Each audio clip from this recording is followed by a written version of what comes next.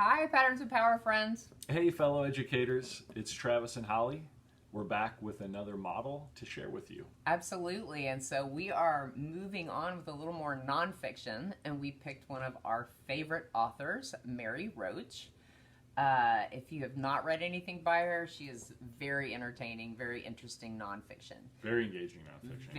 Very engaging. And so we actually are pulling from the book Fuzz today, which basically it talks through a variety of situations where animals or plants have actually done things unlawful and how humans have responded. And so some of it is pretty entertaining. And so this is definitely a book that, at least its content, middle or high school, approachable very to both approachable levels. Absolutely. Ooh, can I read the model? model? You can read the model sentence. Great. So our model that we are going to share with you today goes a little something like this.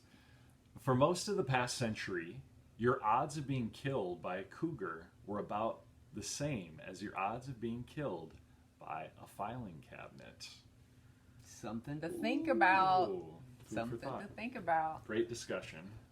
Absolutely. So one of the big things here is we start with a prepositional phrase.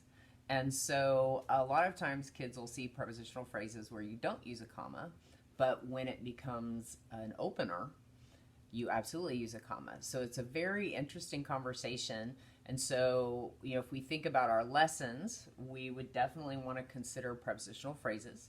And so definitely in middle school, high school book, the focus phrase is exactly the same. I use prepositional phrases to ground my reader in space and time. And so for middle school, that's 7.5, and high school, we have two versions of it, 6.1 and 6.2. So prepositional phrases, great way to talk about it. If you think about removing that for most of the past century, how does that change? What information does that give us? And of course, you do have some other conversations to have from that specific content. Yeah, so we hope you enjoy and that this works really well in your classroom. Has some great discussion, and that the focus phrase helps you extend it beyond into imitation and application.